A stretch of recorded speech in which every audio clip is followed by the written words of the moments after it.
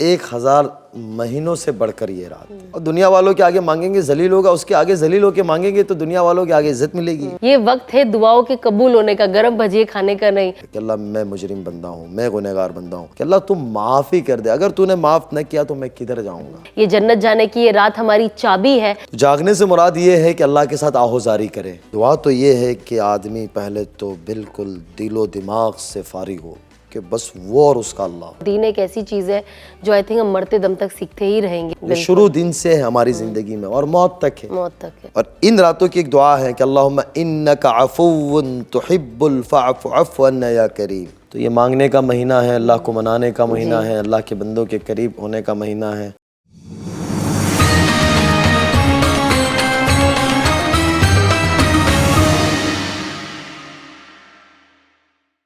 अस्सलामु अलैकुम वरहमतुल्लाहि वबरकातुहू। आप सभी को रमदान मुबारक। आप सबका खुशामदीद करती हूँ। Ahmed Al Maghribi perfumes presents Raunaq-e Ramadan powered by Siafa dates. तो आज हमारे साथ है हमारे अनस साहब। आज हम बात करेंगे शब कदर के ऊपर। तो प्लीज़ आप आइए हमारे साथ और हमारी ऑडियंस को बताइए कि आज रात की क्या अहमियत है और इसे कैसे गुजारा जाए। तो चलिए चले प्लीज़। बहुत शुक्रिया सना, आपने बुलाया, अल्लाह ताला आपको ज़ाय खैर दे। बुलाया कि हाँ हम आ ही जाते हैं ऐसे भी, और फिर आपने मौजू भी ऐसा चुना है कि शब कदर का है। अल्लाह ज़ाय खैर दे आपको। जी बहुत शुक्रिया। एक्चुअली मैं ये आपसे जानना चाहती थी क्योंकि पहले मेरे भी जहन में ये था कि ये स्पेशली 1-2 रातों को ही लोग ज़्यादा तवज्जो देते हैं कि बस यही बड़ी रात है, लेकिन देखा जाए तो ज़्यादा रातें आती है इसके अंदर, है ना। 5 रातें आती है, ऐसा ही है। जिसके अंदर 29th भी ईद की जो चांद रात होती है वो भी बड़ी रात में काउंट होती है। वो लैलतुल जायज़ा कहते हैं उसको। जी। और बहुत वक्त ऐसा होता है कि हम एक स्पेसिफिक जैसे 27 की बड़ी रात है तो हम उसे पकड़ के बैठ जाते हैं, लेकिन असल में हमको 5 रात को उतनी ही इबादत करनी है जितना हम एफर्ट एक 27वीं रात में डालते हैं। तो मैं चाहती हूँ कि आप बताएं कि इसमें हमें करना क्या है। नहीं, आपने जो मौजू मुंतखब किया वो बहुत अच्छा है। दरअसल बात ये है इसके अंदर कि अक्सर हमारे ये अजमी मुल्कों के अंदर 27वीं रात को ही अहमियत दी जाती है, जबकि नबी अलैहिस्सलातु वस्सलाम की तालीमात और आपने फरमाया कि ये 5 रातों के अंदर और ताक रातों में तलाश करो। इसके बारे में जिस तरीके से आपने कहा कि 5 रातें 21, 23, 25, 27 और 29, ये 5 रातें हो गई। और फिर आपने ईद की जो रात कही वो 6ठी रात है, वो लैलतुल जायज़ा है, इनाम की रात उसको कहा गया। अरबी में उसको लैलतुल जायज़ा कहेंगे। ये 5 रातें और है और ये एक इनाम की रात और है। लेकिन इत्तेफाकन हमारे इन मुल्कों के अंदर 27वीं रात को एक हुजूम आ जाता है और 1-2 दिन पहले माहौल बन जाता है ना। उससे पहले 21 का, 23 का, 25 का एहतमाम होता है और ना 29 का होता है। 29 आमतन बाज़ारों में गुजर जाती है, शॉपिंग में गुजर जाती है, जबकि गलत बात है।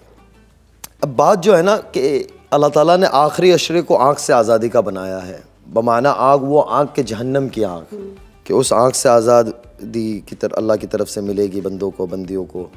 और इन 5 रातों की जो फ़ज़ाइल अहादीस में हैं, जबकि कुरान में भी है कि इन्ना अंज़लनाहु फ़ी लैलतिल क़द्र, कि ये बड़ी अज़ीमुश्शान रात है। सूरह क़द्र पूरी 30वें पारे में लैलतुल क़द्र खैरुम मिन अल्फ़ि शहर तनज़्ज़लुल मलाइकतु वर्रूह फ़ीहा बिइज़्नि रब्बिहिम मिन कुल्लि अम्र सलामुन हिय हत्ता मत्लअल फ़ज्र, कि वमा अदराका मा लैलतुल क़द्र, तुम्हें क्या पता वो लैलतुल क़द्र क्या चीज़ है। बताया ये कि 1000 महीनों से बढ़कर ये रात। अब 1000 महीनों को बढ़कर, कुछ रिवायतों के अंदर 1000 की मुराद ये है कि मिसाल दी 1000 से, इससे कई गुना ज़्यादा हो सकती है, लेकिन समझाने के लिए ये बतलाया गया है कि 1000 महीनों से बढ़कर ये रात है। अब 1000 महीने को ही ले लो तो ये कुछ 83 या 84 साल बनते हैं। 83 years। अब कोई बंदा 83-84 साल तो सजदे में रह नहीं सकता, रुकू में रह नहीं सकता, रोज़े में रह नहीं सकता, अल्लाह की याद में रह नहीं सकता। अब इन 5 रातों में थोड़ा सा जाग लेना। जागना मुराद वो है कि वो हमारे शहरों वाला जागना नहीं कि रात भर बाइक के लेके भाग रहे हैं और दौड़ लगा रहे हैं। तो जागने से मुराद ये है कि अल्लाह के साथ आहोजारी करें, रोए धोए। कम अज़ कम, जैसे मैंने अपने एक प्रोग्राम में कहा कि कम अज़ कम इशा की नमाज जमात के साथ हो। तरावी का तो अहतमाम होना ही चाहिए, उसमें तो कोई शक सुबह नहीं है। और तरावी हो तो इशा की नमाज आपको जमात से मिल गई, तरावी मिल गई, और फिर थोड़ा सा अपने आप को फारिग कर ले खाने वगैरह से, और कोशिश करे कि शुरू के 2-3 घंटे या 1-2 घंटे अल्लाह को दे दिया जाए। अल्लाह से आउज़ारी हो, नफले पढ़े लंबी, कुरान करीम की तिलावत करे, अल्लाह से ज़िक्र करे, दुरूद पाक की कसरत रखे और अल्लाह से खूब मांगे। ये दुआ की रात है, तो ये अल्लाह के यहाँ बहुत कीमती बन जाएगा। और फिर आखिरी लैल में यानी आखिरी शब में आमतन शहरी का आखिरी वक्त तकरीबन 5:30 सवा 5 के करीब हमारे मुल्क में है, तो ये 5:30 सवा 5 है, तो 2 घंटे पहले उठ जाए, 3 साढ़े 3 को उठ जाए। अल्लाह हिम्मत दे, ताकत दे, तो सारी रात अल्लाह के आगे मसल्ले पे जा नमाज पे लगा दे। ऐसा ना कि ये इज्तिमाई तौर से करे, कोई सबूत नहीं मिलता इसका कि इज्तिमाई तौर से। हाँ, हरमैन के अंदर एक चीज़ है, यहाँ एक बात यानी मसाइल, तो मैं कोई मुफ्ती वाली बात तो कर नहीं सकता हूँ, वो बड़ों का काम है, उलमाए किराम जो इन बातें करते हैं, मुफ्तियान किराम। लेकिन ये ज़रूर है कि हरमैन शरीफैन के अंदर 20वें रोज़े से 21वीं रात से क़यामुल लैल होती है। अइम्मा हरमैन बड़ा ज़बरदस्त कुरान पढ़ते हैं उसमें, और माशाल्लाह आपने देखा ही, अल्लाह में बार बार ले जाए। तो उसके अंदर अइम्मा हरम पढ़ते हैं और लंबी लंबी रकातें पढ़ते हैं, लंबा कुरान, आहिस्ता सुकून, ऐसा लग रहा है कि कुरान फरिश्ते लेकर आ रहे हैं। तो यहाँ एक बात ये भी है कि अल्लाह के रसूल सल्लल्लाहु अलैहि वसल्लम के ऊपर उतरता होगा, मेरे नबी कैसा पढ़ते होंगे, सहाबा ने कैसा पढ़ा होगा। और फिर उनका रुकू लंबा होता है, क़याम लंबा होता है, सजदा उनका लंबा होता है, तो उसमें दुआओं का अहतमाम होता है, दुआएं मांगी जाती है, तो वो एक अलग फ़िज़ा है। लेकिन हमारे यहाँ क्या होता है, इज्तिमाई तौर से जमा होते हैं और फिर खुराफात और ये सारी चीज़ें। खुराफात का मतलब मेरा ये है, ये यानी कोई और बात ना ली जाए कि फिर उसमें हो ये जाता है, इबादत कम होती है और बाकी की चीज़ें हो जाती है, खाना पीना, इधर उधर की बातें, ये सारी यानी लाइनी बातें हैं, बेकार की चीज़ें, वक्त गुजर जाता है। तो कम से कम ये हो कि अपने घर में या मस्जिद का कोई कोना पकड़ ले और उसके अंदर जाके ये कोशिश करे कि अल्लाह के साथ अपना वक्त गुजारे, कि शुरू के 2 घंटे, आखिरी के 2 घंटे, बीच में 2-2.5 घंटा आराम भी कर ले, अल्लाह तौफीक दे, पूरा करे। और बेहतरीन नौजवानों के लिए मैं ये कहूँगा कि आखिरी अशरा अगर छुट्टियाँ हों पढ़ाई की, ऑफिस की, कॉलेज की, जॉब्स की, तो कम से कम इन 5 रातों का एहतिकाफ ज़रूर करें। हमारी माँ बहनें मस्तूरात घर में करे, कोना कर ले और उसके एहतिकाफ के मसाइल मालूम करके एहतिकाफ करे। नफली एहतिकाफ है, आदमी 2 नमाज़ों के दरमियान भी कर सकता है, 1 नमाज। और ये भी कि भाई मस्जिद में जब दाखिल हो, बिस्मिल्लाह दखलतु अलैहि तवक्कलतु व नवैतु सुन्नतल एहतिकाफ, इस दुआ को पढ़ के दाखिल हो तो उसका अजर जब तक मस्जिद में रहेगा एहतिकाफ का सवाब मिलेगा। तो एक है कि जो 10 दिन वाला एहतिकाफ वाजिब एहतिकाफ होता है, और एक है कि नफल एहतिकाफ के जब मौका मिले मस्जिद में चला जाए, जब मौका मिले रात गुजार ले, और वो और उसका अल्लाह। और जो एहतिकाफ में काबिल मुबारक है, जो कई साथी ऐसे देखेंगे सालों साल से करते हैं, उनकी तरतीब है, अपनी मस्जिदों में करते, किसी बुज़ुर्ग की खानका में चले जाते, किसी अल्लाह वालों की मजलिस में चले जाते हैं, वो भी मौका हो तो वहाँ भी जाए, ये भी बहुत मुबारक बात है। और कुछ अल्लाह के नेक बंदे होते हैं जो हरमैन में करते हैं, तो जहाँ जिसको अल्लाह तौफीक दे। लेकिन इसमें होता ये है कि आदमी यकसू हो जाता है एहतिकाफ में, और वो एहतिकाफ में इन 10 रातों को गुजार देता है। अब सारी ज़िंदगी तो खाना पीना खेलना कूदना लगाई है, सोना, तो वो मस्जिद में होता है, वो माहौल भी होता है, फरिश्तों वाला माहौल भी होता है, तो वक्त भी अच्छा गुजर जाता है, चीज़ें भी अच्छी गुजर जाती है। तो कोशिश करें कि नौजवान है और छुट्टियां हैं तो उसको अल्लाह के घर में गुजारें। अगर नहीं है तो कम से कम इन 5 रातों में असर से लेके फजर तक मस्जिद में गुजारे, अपने इफ्तार का निज़ाम कर ले, शहरी का निज़ाम कर ले, फजर के बाद आ जाए, जॉब पे जाने से वक्त आ जाए। तो ये जो बात आपने पूछी थी कि ये 27 के ऊपर ख़ास नहीं है, अल्लाह के रसूल सल्लल्लाहु अलैहि वसल्लम ने फरमाया, अलग अलग रिवायत है कि ये सारा साल होती है, फिर किसी जगह है कि सिर्फ रमज़ान मुबारक में होती है। और सहीहतन रिवायत में ये है कि इन 5 रात शब कदर को तलाश करो, इन 5 रातों में, ताक रातों में, आखिरी अशरे की 21, 23, 25, 27, 29, इसके अंदर थोड़ी देर का जाग लेना। और फिर ये भी है, मैंने अक्सर उलमा से बड़ों से सुना, अल्लाह के रसूल सल्लल्लाहु अलैहि वसल्लम पुरानी उम्मतें जो गुजरी है पिछली, उनके बारे में सहाबा से जिक्र करते थे कि 1000 साल की उम्रें होती थी और फ़लाँ ने इतने ही साल अल्लाह की इबादत में गुजार दी, इतने साल गुजार दिए। तो सहाबा को रश्क हुआ कि या रसूलल्लाह, उन्होंने इतने गुजार दिए तो हमारी तो यानी इतनी छुट्टी है, 60-70 के दरमियान है, अब तो 50-60 40 ही हो गए, कब जाना पता नहीं है। तो अल्लाह के रसूल सल्लल्लाहु अलैहि वसल्लम कहा कि बिल्कुल सही है कि 60-70 के दरमियान है, बहुत ही कोई मुश्किल से 80-90-100 जाता है। तो अल्लाह के रसूल को वो गम आ गया कि मेरी उम्मत कैसे उस मकाम पे पहुँचे। तो जब ये गम आया तो अल्लाह ताला ने कहा कि मेरे नबी फ़िक्र न करें, मैं आपको ये रात दे देता हूँ कि इन 5 रातों को अगर आपका कोई उम्मती इसको सही मानने में गुजार लेगा और उसके औकात को सही माने में जान लेगा और गुजार देगा, तो इंशाअल्लाह वो उनके बराबर हो जाएगा। यानी जैसे आपने कहा कि अगर 1000 महीने भी मान ले जी, तो ये 83-84 साल है और ज़िंदगी 70 साल है। सारी ज़िंदगी इबादत में कोशिश करे कि इसमें सलात व तस्बीह का भी अहतमाम हो। सलात व तस्बीह के बारे में आता है कि ज़िंदगी में एक दफ़ा कोई पढ़ ले, कोई साल में एक दफ़ा पढ़ ले, कोई महीने में एक दफ़ा पढ़ ले, कोई हफ्ते में एक दफ़ा पढ़ ले।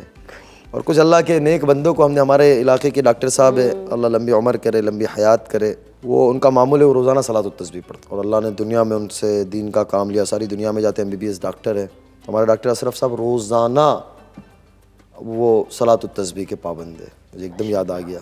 तो अल्लाह तौफीक दे तो इन 5 रातों में डिवाइड करे कि इतना कुरान पढ़ना है, इतना कुरान समझना है, सीखना सिखाना भी हो जाए। उलमाए किराम अक्सर होते हैं, उनके पास बैठ जाए, घर में है तो एक कोने के अंदर अल्लाह से लो लगा ले, लंबा कुरान पढ़े और लंबी दुआ मांगे। यहाँ बात दुआ की भी है कि दुआ हम अक्सर मांगते ही ऐसी है कि अल्लाह भी सुनता होगा तो हंसता होगा जी, कि अल्लाह ये कर दे, अल्लाह ये दे दे, अल्लाह वो कर दे, ये कर दे। ये दुआ का तरीका नहीं है। दुआ तो ये है कि आदमी पहले तो बिल्कुल दिलो दिमाग से फारिग हो कि बस वो और उसका अल्लाह हो। यहाँ तो ज़बान चल रही है लेकिन दिल कहीं है, दिमाग कहीं है। जी बिल्कुल। और फिर मसाइल आते हैं तब वही चीज़ें याद आती। ऐसे दुआ नहीं मांगी जाती है। दुआ को मांगने का ये है कि भाई अल्लाह की तारीफ़ से शुरू करे, अल्लाह के रसूल सल्लल्लाहु अलैहि वसल्लम पे सलात व सलाम पेश करे, दुरूद पाक पेश करे, और उसके बाद अरबी में जो दुआएं आती है वो ख़ास तौर से पढ़े। और इन रातों की एक दुआ है कि अल्लाहुम्मा इन्नका अफ़ुव्वुन तुहिब्बुल फ़अफ़ु अफ़्व अन्ना या करीम, कि ये दुआ का ख़ास एहतमाम करे। तो अरबी में जो दुआएं आती वो पढ़े, फिर अल्लाह की तमहीद बयान करे, अपनी ज़बान में ही कर ले कि अल्लाह तू बड़ा है, आपने ही ज़मीन व आसमान को बनाया, सूरज चाँद, यानी जो मोटी मोटी चीज़ें हम नज़र आती है और जिसमें अल्लाह नज़र आता है, यानी कोई उसका इनकार नहीं कर सकता, वो अल्लाह की बयान करे, अल्लाह के हबीब सल्लल्लाहु अलैहि वसल्लम की तारीफ़ करे। फिर पूरी उम्मत की माफ़ी मांगे, पूरी इंसानियत की हिदायत मांगे, अपने मरहूमीन के लिए मांगे, अपने ख़ानदान के लिए, अपने वालिदैन के लिए, भाई बहनों के लिए, बीवी बच्चों के लिए, अजीज़ व अकारीब के लिए, दोस्त अहबाब के लिए, सब के लिए मांगे। अपने लिए, पराए के लिए, मुसलमानों के लिए, गैर मुसलमान, सब के लिए, अपने मुल्क के लिए, कि अल्लाह ने, ये भी हमारे ज़िम्मे है। हम दुआ मांगते या तो हम अपने लिए, अपने बीवी बच्चे, औलाद, माँ बाप, भाई बहन, ऐसा नहीं है। हमारे ज़िम्मे हमारे अड़ोस पड़ोस भी है, हमारे रिश्तेदार भी है, हमारे भाई बहन भी है, अजीज़ व अकारीब भी है, पूरी उम्मत भी, पूरी इंसानियत में उसमें हमारा मुल्क सैर फहरिस्त होना चाहिए। हमारे मुल्क हिंदुस्तान के लिए खूब दुआएं मांगे, अल्लाह इसको तालीम व तरक्की में आगे बढ़ावे, इसको हर काम में नुमाया बनावे। जो दुनिया में ज़िंदगी गुजारते तो उसके लिए आलात, दुनियावी चीज़ें, तो सब अल्लाह से मांगे, खूब मांगे। ये मांगने की रातें हैं। तो इस तरीके से लंबी दुआएं मांगे। फिर आखिर में तो अल्लाह से अपनी ज़ात की तौबा इस्तग़फ़ार खूब करे कि अल्लाह मैं मुजरिम बंदा हूँ, मैं गुनहगार बंदा हूँ, कि अल्लाह तू माफ़ ही कर दे। अगर तूने माफ़ न किया तो मैं किधर जाऊँगा, अगर तूने माफ़ नहीं किया तो मैं किधर जाऊँगा। हमने अपने बड़ों को अक्सर देखने की तौफ़ीक़ हुई कि लंबी दुआएं मांगे, और ऐसा नहीं 1-2 दिन, 4 दिन, 1 हफ़्ता, 10 दिन, पूरा साल उनका ये मामूल होता है कि 3 साढ़े 3 बजे उठ जाएंगे, लंबी नफलें पढ़ेंगे 1-1.25 घंटा, फिर अल्लाह से लंबी आधा पौना। तो रश्क आता है कि ये इतना क्या मांगते होंगे। और ऐसा नहीं एक दिन का, पूरा 12 महीने, सारा साल ये मामूल होता है। ये कोशिश करें, जब अल्लाह से मांगना आ जाएगा ना। हमारे एक दोस्त है हमारे इलाके में, बेचारा भोला भाला आदमी, अल्लाह ने बहुत कारोबार से उन्हें नवाजा है। तो वो दुआ मांगे तो मैं हमारे देखने वालों को बताऊं, वो अल्लाह से इशारे भी करे कि अल्लाह तू ये कर दे, अल्लाह आप ये कर दे, अल्लाह मैं मुजरिम, अल्लाह मैं गुनहगार। ये आजू बाजू वाले, यानी हमें शर्म आए कि ये क्या बातें कर रहा है।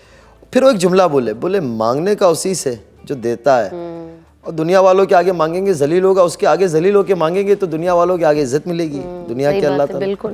तो दुआ का खूब एहतमाम करे और इसको बाकी रखे, और अल्लाह से उम्मीद भी रखे कि अल्लाह मेरी दुआ सुन रहा है। अल्लाह के रसूल सल्लल्लाहु अलैहि वसल्लम ने फरमाया कि वो सबसे बदनसीब आदमी है जिसको ये ख्यालात हो और ये दिमागों की मेरी दुआ सुनी नहीं। बहुत सारे लोग की हमारी तो दुआ कबूल नहीं होती, ना उम्मीद ही हमारे यहाँ नहीं है।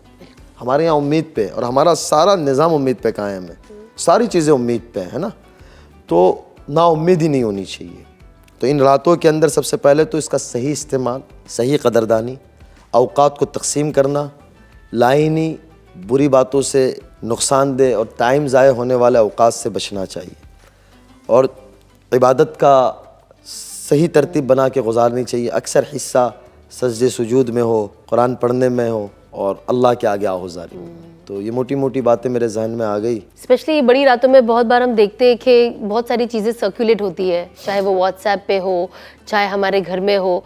तो होता ना कि हमारे फैमिली वाले हमें फॉरवर्ड करते कि आज रात ये नफलें पढ़नी है, इसके अंदर ये सूरा ही पढ़ना है। तो मुझे जानना था और मैं चाहती हूँ कि आप ऑडियंस को भी बताओ, क्योंकि हर साल और हर वक्त लोगों के दिमाग में बहुत सारा क्वेश्चन मार्क रहता है कि कोई खास तरीके की कोई इबादत का पैटर्न है, या जैसे हम पढ़ते हैं हम वैसे ही एक्स्ट्रा नफले पढ़े और अंदर जो सूरा हमें पढ़ना है हम वही पढ़े। जैसे आपके मैंने प्रोग्रामात देखे, अक्सर मेहमान आए, उन्होंने सोशल मीडिया के फ़ायदे भी बताए और ख़राबियाँ भी बताई। ख़राबियाँ ही ज़्यादा, अल्लाह हमारी भी हिफाजत फरमाए, हम भी इसी के पीछे लगे पड़े हैं। तो बहुत सारी चीज़ें हैं ना, वो चली चलाई आती है, जिनका शरीयत और सुन्नत से कोई ताल्लुक़ नहीं होता, दीन से कोई ताल्लुक़ नहीं होता। ये कर ले, वो कर ले, ये सब खामखा की चीज़ें हैं। तो इनका इन चीज़ों से दूर दूर तक कोई लेना देना नहीं होता। हाँ, ये ज़रूर है कि कुछ बुज़ुर्गों की तरतीब है, कुछ उनकी बताई हुई तरतीब है, कुछ सहाबाए किराम का तरीका मिल जाता है, जैसे सलातुत तस्बीह है, नेक लोगों का अमल है। और जैसे ये भी है कि भाई आपने एक बात इसमें ये भी कही कि ये रकात में यही पढ़ी जाए, तो हमारे अक्सर उलमा बतलाते हैं कि भाई जैसे फ़जर की नमाज की 2 सुन्नतें हैं, उसके अंदर आप ख़ास तौर से एहतमाम करें कुल या अय्युहल काफ़िरून, सूरह काफ़िरून का और सूरह इखलास कुल हुवल्लाहु अहद का। फ़जर के पहले की 2 सुन्नत, मगरिब के बाद की 2 सुन्नत। और वितर के अंदर भी आता है कि पहली रकात में कोई सूरा मिला ले और दूसरी 2 रकातों में कुल या अय्युहल काफ़िरून कुल हुवल्लाह की कोशिश करे। तो ये हैं। और बाकी का ये है कि जो सूरत याद हो पढ़े, जो कुरान याद हो पढ़े, लेकिन लंबा कुरान वो नहीं है। ऐसी कोई ऐसी बात तो बज़ाहिर मिलती नहीं है, लेकिन जितना कुरान पढ़ा जाए इतना बेहतर है। और कोशिश भी करनी चाहिए कि कुरान को हमें पढ़ना और कम से कम 30वां पारा में याद हो, वो याद न हो, आधा याद हो, पिछली 20-22 सूरतें याद हो। उससे ये हो कि हम कुछ तो पढ़े। ऐसा होता है कि अल्लाह मियाँ के सामने हम 5 सूरतों पे लगे होते हैं, कुल या अय्युहल काफ़िरून से चल रहे होते हैं, इक्का दुक्का इज़ा जा इन्ना अतैना वल अस्र। यानी ठीक है, अल्लाह तौफीक दे दे, अल्लाह ताला बड़ा गफूरुर रहीम है। मैं हरगिज़ ये बात नहीं कह रहा हूँ कि ये कोई वो बात है, लेकिन कोशिश करनी चाहिए। हम सीखना चाहते हैं, मोबाइल आता है तो वो नया अपडेट होता है तो हम कोशिश करते हैं ना, सीख लेते हैं, बच्चे से सीख लेंगे, इससे सीख लेंगे। तो जब चीज़ें अपडेट होती है तो हम कोशिश करते हैं, नहीं आता हम खपते, नहीं आता हम कोर्स लेते हैं। तो ये तो कुरान है, ये शुरू दिन से है हमारी ज़िंदगी में और मौत तक है। तो कम से कम कुरान को तरतीब के साथ, तरतील तजवीद के साथ पढ़ने की कोशिश करें और इतना कुरान याद कर ले कि हम नमाज में पढ़ सकते हैं। और मुझे ये भी बताइए कि जनरली हम सबकी नमाजें कहीं ना कहीं छूटी है।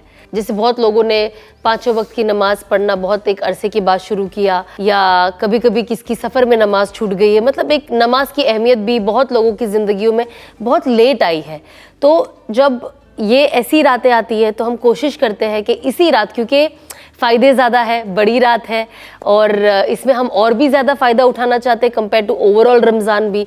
तो कहते हैं कि क़ज़ाए उम्र को ये रातों में आप एक्स्ट्रा अदा कर सकते हैं, जो आपको एक्स्ट्रा नमाज पढ़ना, जिन्हें अपार्ट फ्रॉम अपने फ़र्ज़ नमाज और कुरान आप क़ज़ाए उम्र अदा करें इस रात। तो क्या ये सही है? यानी इसमें है ना, अक्सरों की सोच ये होती है कि यहाँ पढ़ लेंगे तो वो 1000 के बराबर हो जाएगी। ये सब बातें ज़ाहिर बात है। जो नमाज फ़र्ज़ छुट्टी है उसकी तलाफ़ी कोई क़ज़ा के अलावा कोई तलाफ़ी नहीं, वो आपने पढ़ना है। बिल्कुल। अगर पढ़ते पढ़ते मौत आ गई, अल्लाह गफूरुर रहीम है, कफ़ारा पीछे वाले दे दे और उसके उलमाए किराम से उसकी तरतीब मालूम करके करे। मैं बार बार कह रहा हूँ, मैं कोई मुफ्ती नहीं हूँ कि मैं इन मसाइल को, लेकिन हमने जो अपने बड़ों से पढ़ा पढ़ने के ज़माने में, तो ये है कि उसकी तलाफ़ी कोई नहीं। ठीक है, नफले पढ़ रहे, बंदा थक गया तो याद है कि भाई मेरी 25 फ़जर की नमाज छुट्टी है तो मैं 25 पढ़ लूँ, 30 मेरी ज़ोहर छुट्टी है तो मैं 30 पढ़ लूँ, 50 मेरी असर छुट्टी है तो असर पढ़ लूँ, 100 मेरी मगरिब छुट्टी है तो मैं लिख के तरतीब वार, जो आप शुरू में जब आप इस रास्ते के ऊपर, यानी इस रास्ते, तो सबके लिए एक ही रास्ता, अल्लाह ताला कब किसका दिल बदल ले और किस हाल में अल्लाह माफ़ कर दे। लेकिन शुरुआत में जो आपने अपनी नमाज़ों की तरतीब बना के उसे किया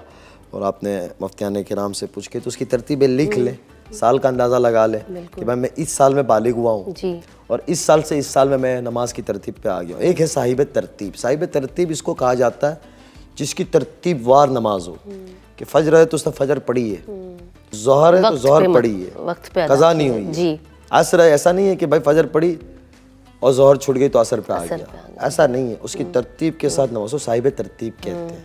तो ऐसे भी अल्लाह के नेक बंदे हैं कि जो सालों साल से उनकी तकबीर औला फौत नहीं हुई। तकबीर औला उसको कहते हैं कि मौज़िन साहब जब जमात खड़ी होने से पहले तकबीर देते हैं तो वो तकबीर से पहले पहुँचे होते हैं। कुछ ऐसे हैं कि सालों साल सफ़े औला के पाबंद है कि उनकी पहली सफ़ नहीं छूटी है। कुछ ऐसे हैं कि जो फ़र्ज़ नमाज उनकी नहीं छूटी है सालों साल से। अल्लाह हमें भी इन नेमतों की तौफीक नसीब फरमाए और इनसे अमाल करने वाला बनाए। तो बहरहाल ये पढ़ सकते हैं कि अपनी एक अंदाज़ा लगा कर, ऐसा तो है नहीं कि अगर छुट्टी है तो 50-50 छुट्टी है जी, तो 50-50 कितनी हो गई, 250 तो हो गई, तो 250 तो पढ़ेगा नहीं। तो ऐसा नहीं कि इन्हीं रातों में जी, अल्लाह अदरवाइज तौफीक भी दे दे, कंटिन्यू जितनी पढ़ सकते हैं। मुझे ये भी पूछना है, हमेशा हर साल मैंने जैसे देखा है, मेरे पास ये बहुत सवाल आते हैं लेडीज़ की तरफ से। हमारी जो मस्तूरात है उनके लिए जो कुछ होती है, जो बच्चों की वजह से हमेशा मैसेज करते हैं कि हम जैसी इबादत कर सकते थे अब बच्चों की वजह से कर नहीं पाते, एक्स्ट्रा थकान हो जाती है या फीडिंग मदर्स होते हैं। तो जाहिर सी बात है ऐसे टाइम पे जब इतनी बड़ी रात आती है तो दिल में एक वो होता है कि हम क्या करें, हम कैसे पढ़ें। तो आप ये दोनों तबकों का मुझे दोनों प्रॉब्लम्स वाली लेडीज़ के लिए आप मुझे बताएं। जी, आपने ये जो दो बातें कही, हर घर का ही सवाल होता है ये। इसमें जो दूसरी बात उससे मैं शुरू करूं कि जो बहन अय्याम में है, अपने दिनों में है, तो उनको तो अल्लाह ने इजाज़त दे दी है रोज़ों की अपने मसाइल अपने अपने एतबार से जिस तरीके से उलमा को मानते हो, जिस मसालिक के साथ चलते हो, वहाँ मालूम करके उसकी रोज़ों की क़ज़ा वगैरह है, नमाज़ों की तरतीब। लेकिन वो दुआ तो ज़रूर मांग सकती है, दुआ के लिए तो कोई पाबंदी नहीं है, तौबा इस्तग़फ़ार तो ज़रूर कर सकती है। तो वो भी इस रात को अपने आप को खपावे। बहुत सारे ये होते हैं कि भाई नमाज माफ़ है तो छोड़ ही दो, ऐसा नहीं होना चाहिए। कम से कम थोड़ा वक्त दे दे जी, और अल्लाह के सामने दुआएं मांगे जी, अपने आप को थोड़ा सा तस्बीहात जितना साफ़ कर सकते हो, यानी कपड़े वगैरह अपने साफ़ हो और अल्लाह के सामने बैठ जाओ, अल्लाह के हुजूर दुआएं मांगे, दुआएं पढ़े, इस्तग़फ़ार करे, तो वो भी इंशाअल्लाह इस अजर में शामिल हो जाएंगे और अल्लाह ताला उन्हें भी दे देगा। अल्लाह तो गफूरुर रहीम है।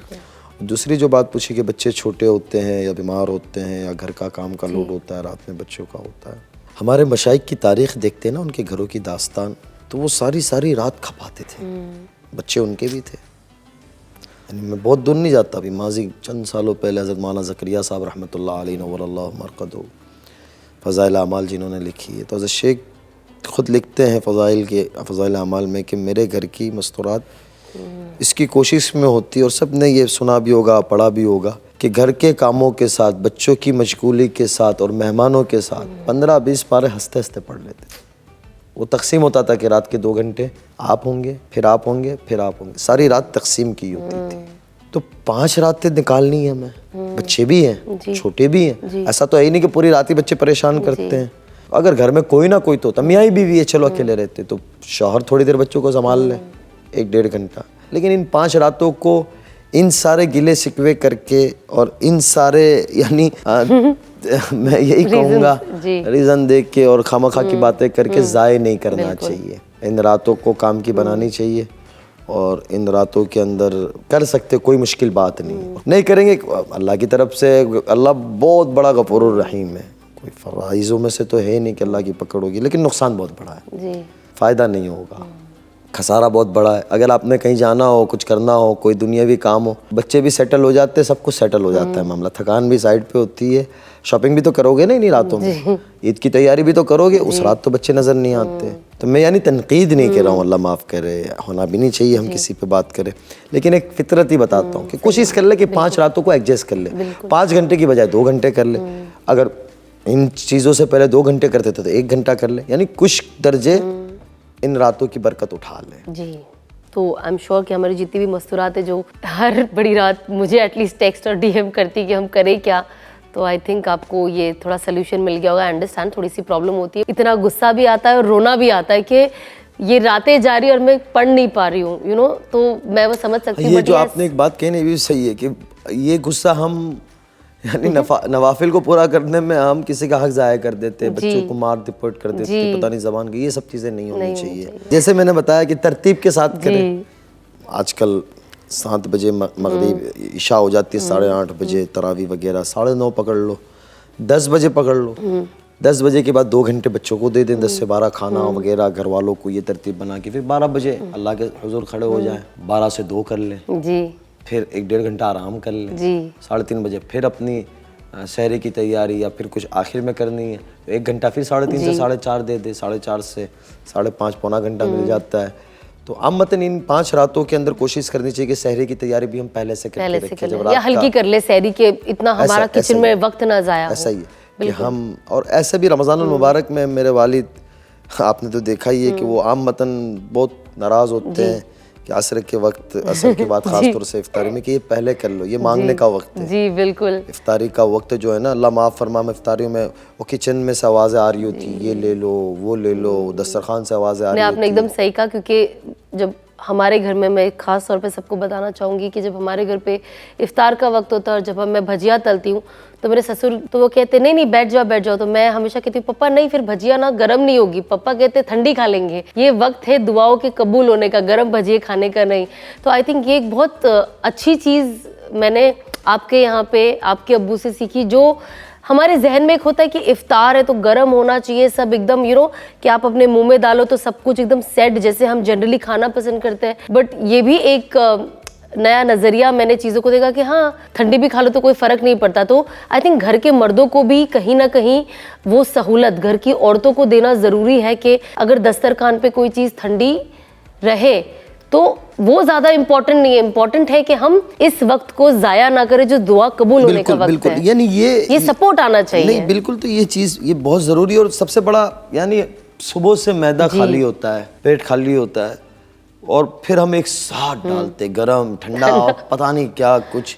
कोशिश करनी चाहिए खजूर हो, हल्का पानी हो, कोई हल्का शरबत हो, जूस हो, और हल्का फुल्का ले ले मगरिब के बाद, अपने आप को सुकून दे। उलमाए किराम की इस पे बहुत सारी इफ्तार के तरीके की बातें हैं, उसको सुनना भी चाहिए, उस पर अमल भी करना चाहिए। लेकिन ये ख़ास तौर से ये जो इफ्तारी का 5 रातें तो है ही है, लेकिन पहली रमज़ान से आखिरी रमज़ान तक ये अल्लाह रोज़ाना आता है, अर्श माला से अल्लाह ताला निदा लगाते हैं। और रमज़ान की रातों में ख़ास तौर से आसमानों पे ऊपर नुज़ूल होता है, कौन है हिदायत मांगता है, कौन है खैर मांगता है, कौन है रिस्क मांगता है, मैं देता हूँ। तो वो शहरी में या सोने में गुजार देते हैं, और इफ्तार का वक्त बाज़ार में शॉपिंग में या लाने ले जाने में या देने में, या तो फिर किचन के ऊपर सेटल करने में, ये करने में, ये सारा फजूल है। कम से कम 20 मिनट इफ्तार से पहले, 25 मिनट, अल्लाह तौफीक दे, आधा पौना घंटा मांगे, लेकिन 20 मिनट अल्लाह से खूब रो लेते हैं। और फिर अगर है ये मिजाज तो फिर मगरिब पढ़ ले, सुकून से मगरिब के बाद खाएं। फिर ये होता है कि वो दुआ में लगते हैं तो बोले सुकून से इफ्तारी करते तो इधर फ़र्ज नमाज जारी होती है। बिल्कुल। तो ये भी ना हो कि ये दोनों चीज़ों का ख्याल रखा जाए, एहतमाम किया जाए।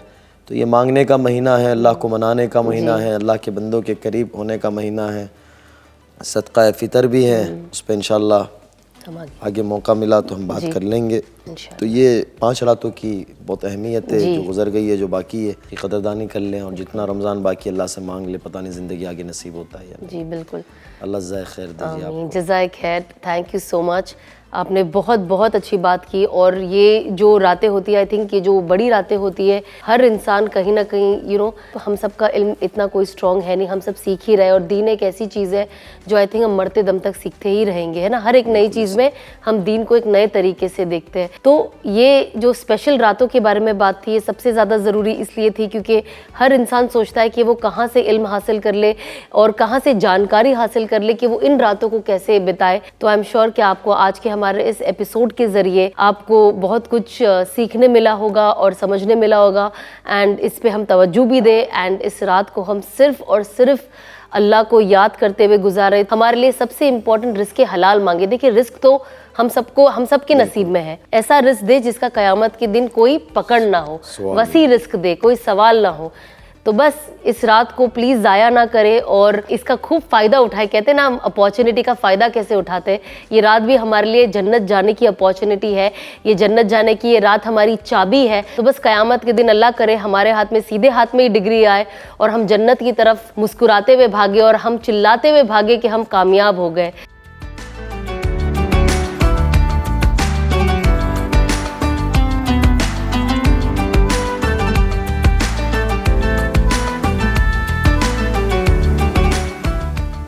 मैं अहमद अल मगरिबी परफ्यूम का दिल से शुक्रिया अदा करना चाहूँगी, क्योंकि हमारे इस सफ़र में वो हमारे साथ जुड़े रहे एंड मोस्ट इम्पॉर्टेंट के वो भी अब ऑफिशियली इंडिया और ग्लोबली लॉन्च हो चुके हैं। आप उनके परफ्यूम्स शॉप कर सकते हैं, इनका लिंक हमारे डिस्क्रिप्शन में है। और साथ ही साथ आपके पास एक बेहतरीन डिस्काउंट ऑप्शन है इस रमज़ान, बिकॉज ये लोग 20% ऑफ दे रहे हैं अपने पूरे कलेक्शन पे। तो मेरा डिस्काउंट कोड यूज़ करें RR20 and pi it flat 20% of. तो चलिए अब चलते हैं मेरे किचन में एक क्विक इफ्तार रेसिपी के लिए।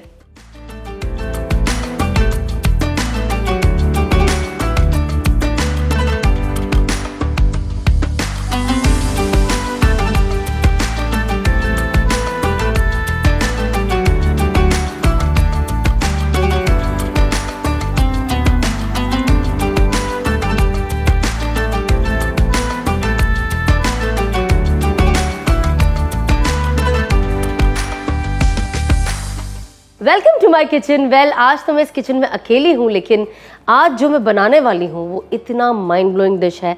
आप सबको वैसे ही ये बहुत ज़्यादा पसंद है, आप लोग खाते भी हो, हर किसी के घर में पूरे रमज़ान रहता ही रहता है। इफ़ नॉट 15 दिन तो हमें इसकी ज़रूरत होती है, विच इज़ दही वड़े। तो हम एक क्लासिक दही वड़ा तो बनाऊंगी, बट साथ ही साथ आज हमारे दही वड़े में एक छोटा सा ट्विस्ट वो है कि आज जो मेरे वड़े होंगे वो स्टफ्ड होंगे।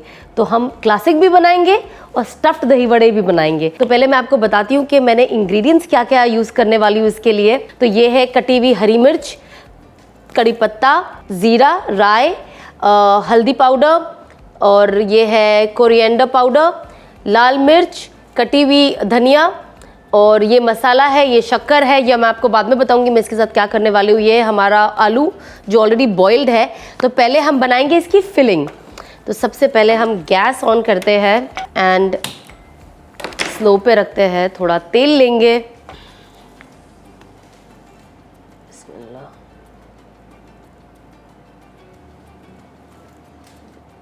ओके, तेल हो गया है थोड़ा गरम। अब हम डालेंगे इसके अंदर सबसे पहले तो राई के दाने।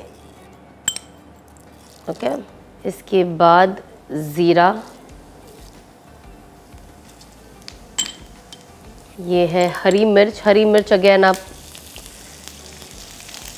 उतनी यूज़ करें जितनी आपको ज़रूरत है। अगर आपको स्पाइसी पसंद है तो आप स्पाइसी भी कर सकते हो। ये है कड़ी पत्ते,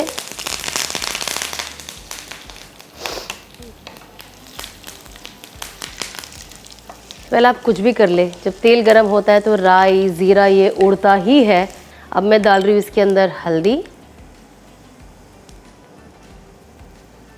क्योंकि स्टफिंग है तो थोड़ा सा येलो कलर आए तो एक मज़ा आ जाती है। ये है कोरिएंडर पाउडर, और ये है लाल मिर्च का पाउडर। बहुत सारे लोग होते हैं जो कभी हरी मिर्च डालते हैं तो लाल मिर्च को अवॉइड करते हैं, पाउडर को भी, ऐसे मैंने बहुत देखा है। बट मुझे तो दोनों डालो तो मुझे ऐसा लगता है कि अच्छा लग रहा है, थोड़ा कलर अच्छा लग रहा है। अब हम डालते हैं ये जो हमारा आलू है जो बॉइल्ड है। बिस्मिल्लाह। ओके, ये लो, हो गया। अब हम करते हैं इसे मिक्स। अगर आपको यही टाइम पे भी अगर ऐसा लगता है कि कुछ चीज़ कम नज़र आ रही है, या आपको थोड़ा और इसे कुछ भी डालना है, चाहे वो हरी मिर्च हो, लाल मिर्च हो, जो भी आपके पाउडर्स हो, जो भी आपके मसाले हो, आप हमेशा एक्स्ट्रा ऐड कर सकते हैं ये टाइम पे जब आप ये बना रहे हो। वो बहुत ज़्यादा ज़रूरी है, अदरवाइज़ कुछ टेस्ट ही नहीं आएगा किसी भी चीज़ का। ये है नमक, थोड़ा हल्का सा भी एक्स्ट्रा डाल दिए तो अच्छा लगता है इसके अंदर। तो ये हो गया है रेडी हमारा स्टफिंग। अब मैं इसे साइड में रखती हूँ जब तक ये ठंडा होता है। हम बनाते हैं हमारे क्लासिक वड़े। तो बेसिकली ये उड़द की दाल है, जिसे बिना छिलके वाली, जिसे मैंने 4 घंटा भिगा दिया था और फिर इसे ग्राइंड कर लिया है, पेस्ट बन गया है। ये रहा। अब इसके अंदर मैं मिक्स करूँगी हमारा ज़ीरा, ये है हरी मिर्च कटी हुई, थोड़ी और भी आप डाल सकते हो, थोड़ा नमक, और ये है हमारी कटी हुई कोथमीर। तो ये भी आप और भी डाल सकते हो, जैसे जैसे ये मिक्स होगा हम ऐड भी कर सकते हैं अगर हमें लगता है। अब हम गैस ऑन करते हैं, ताकि हमने गैस ऑन कर दिया। तो तो अब हो रहा है हमारा तेल गरम, बिकॉज हम चाहते हैं कि अच्छा गरम हो ताकि जब हम वड़ा डालें तो एक अच्छे तरीके से फ्राई हो जाए। जब तक हम दही को रेडी कर लेते हैं। सो ये है हमारा दही और इसमें हम डालेंगे पाउडर्ड शुगर 2 3 और डालेंगे हम सॉल्ट। इसे अच्छे से मिक्स कर देंगे।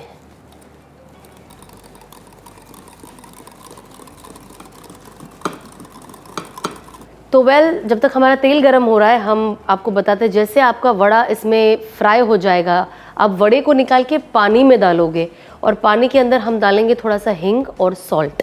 ये है सॉल्ट जो हम ये पानी तैयार कर रहे हैं, बिकॉज अब जैसे वड़े अंदर फटाफट फ्राई होंगे हम उसे निकालेंगे और इस पानी में डालेंगे। और ये है हींग जो हम यूज़ करेंगे बहुत थोड़ा।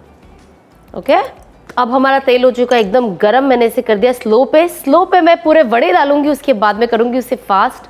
मैं तो चम्मच भी यूज़ कर रही हूँ फिलहाल, बिकॉज जिन्हें डर लगता है कि तेल उड़े या ये कुछ, वो आप चम्मच यूज़ कर सकते हैं। बाकी जिन्हें चाहिए वो हाथ भी यूज़ कर सकते हैं।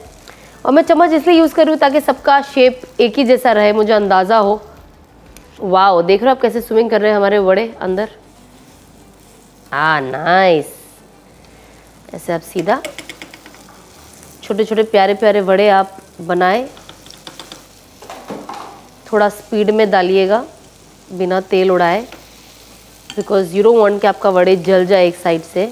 अब ये गोल्डन हो रहा है तो हम यूज़ करते हैं ये चम्मच, और जहाँ पे आपको लग रहा है गोल्डन कलर आ गया है आप उसे फ्लिप कर दो, दूसरे साइड पे कर दो, ताकि उसका दूसरा तरफ भी गोल्डन होना शुरू हो जाए। Wow, look at it, so beautiful. जैसे ये हो जाएंगे मैं इसे डालूंगी पानी में जो मैंने रेडी किया है विथ हिंग एंड सॉल्ट। मैं कभी कभी जब ऐसे तलती हूँ तो तली हुई वड़े को भी साइड रख देती हूँ, बिकॉज मुझे अच्छा लगता है ऐसे भी खाना इसे। तो ये हो चुका है रेडी। अब हम इसे निकालती हूँ मैं इस पानी में। अच्छे से तेल को खाली कर लो। तो बिस्मिल्लाह। अगर आपको ऐसा लगता है कुछ तो आप साइड में से दूसरे प्लेट में भी इस चम्मच से निकाल सकते हैं, एंड देन आप इसे पानी में डाल दीजिए अलग से। अब मैंने इसे भिगो दिया है पानी में ताकि एकदम से सॉफ्ट स्पंजी हो जाए। जैसे कि आपने पहले देखा था कि मैंने जो ये फिलिंग है इसे बना के रख दिए थे ठंडे होने। अब ये ठंडे हो चुके हैं तो मैंने इसके छोटे छोटे बॉल्स बना लिए हैं। अब हम इसे क्या करेंगे, ये जो हमारा बैटर है इसके अंदर इसे भिगोएंगे, क्योंकि ये ऑलरेडी छोटे छोटे हैं। इसको ऐसे डाल दीजिए। चलो, I think I have to use my हाथ फॉर दिस, बिकॉज ये एकदम ओके। अब हमने इसको पूरी तरीके से कवर कर लिया है इस बैटर में वड़े के। अब हम डालेंगे इसे तेल में। बिस्मिल्लाह। गैस को स्लो रखिए जब तक आपके पूरा ये आप डाल ना दो, बिकॉज इसके अंदर भिगाना बैटर में थोड़ा चिपक भी जाता है, तो ऐसा ना हो कि आपके जो वड़े हैं वो जल जाए। सो गैस को हमेशा स्लो पे रखो, स्पेशली जब भी आप रेडी कर रहे हो आपका डिप, एंड देन आप तेज़ पे रखो और उसे जल्दी बनाओ, नो प्रॉब्लम, क्योंकि आपकी नज़र होती है। ये देखिए कितना फास्ट ये ब्राउन होते जा रहा है। देखिए कितना ब्यूटीफुली ये गोल्डन हो चुका है एक तरफ। तो जो हमने इस वड़े को भिगा के रखा था पानी में, अब हम इसे डालेंगे हमारे इस प्लेट में। आपको सबसे पहले तो इसके अंदर जो पानी है एकदम सॉफ्टली इसको प्रेस करना है ताकि आराम से ये निकल जाए। नाइस।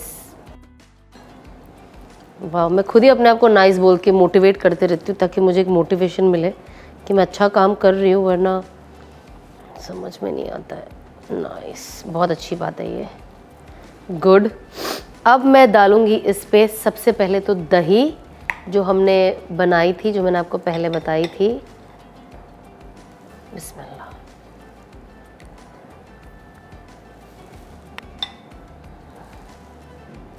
इसे अच्छे से भिगो देना है। तो ये हमने बनाया एक मसाला जिसके अंदर है ब्लैक पेपर, जीरा और लाल मिर्च जो हमने रोस्ट कर दिया है। इसके अंदर नमक और सब कुछ मसाले डाल दिए गए, तो ये एक चाट मसाले जैसा ही है हमारा। इससे बहुत अच्छी खुशबू और टेस्ट। ये हमारा लाल मिर्च पाउडर थोड़ा सा और ले लिया ताकि थोड़ा खूबसूरत लगे। जनरली आपने देखा होगा कि दही बड़े ऐसे ही अच्छे लगते हैं। ये है हमारा कोरिएंडर पाउडर। उफ, ऐसी मज़े की खुशबू आ रही है कि बस। ये है हमारी हरी चटनी। ओके, ये है हमारी रेड चटनी। देखिए सब ऐसी होता है, दही वड़े को देख के सब भूल जाता है इंसान। अब मैंने इसका ड्रेसिंग कर दिया है, फुल्ली रेडी। हमारा वड़ा हो गया बिल्कुल तैयार। अब हम करेंगे दूसरा वाला जो हमने बनाया है फिलिंग के साथ। तो सबसे पहले तो मैं इस वड़े को काटूंगी। अब इसे बीच से एकदम सॉफ्टली काटो ताकि इसके 2 हिस्से हो जाए आराम से। अगर आपको कुछ लगता है तो ऐसे बीच में से दबा दो उंगली से, नॉट अ प्रॉब्लम, खाना ही तो है। ये रहा, देखिए, वाव। तो इस तरीके से मैं अपने सारे ये जो बड़े छोटे छोटे फिलहाल जो ये रेडी है, यहाँ दिख रहा है, सो नाइस। तो पहले तो हम इसे हटा दें बिकॉज ये बीच में हमें डिस्टर्ब कर रहा है। पहले मैं दही डाल लेती हूँ ताकि थोड़ा सा एक तैयार हो जाए ये नीचे। दही, ये है हमारा वड़ा।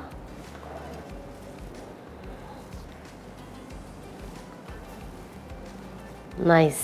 तो ये जो हमने पहला मसाला इसमें डाला था, हम इसमें भी डाल रहे हैं थोड़ा।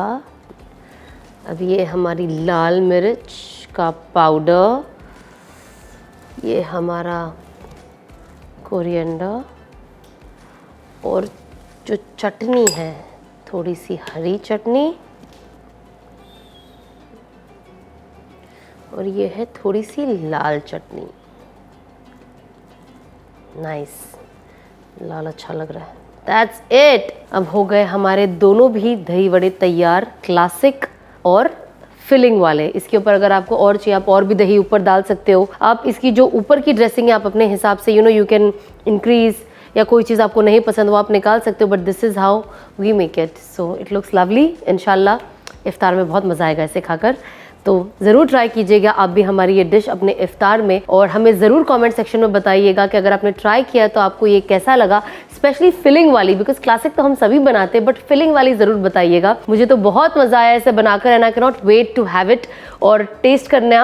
आई एम वेटिंग टू ईट। तो yes, thank you so much for watching us, and इंशाल्लाह I will see you next episode एक नए मेहमान के साथ और एक नई इफ्तार डिश के साथ। बिस्मिल्लाहिर्रहमानिर्रहीम।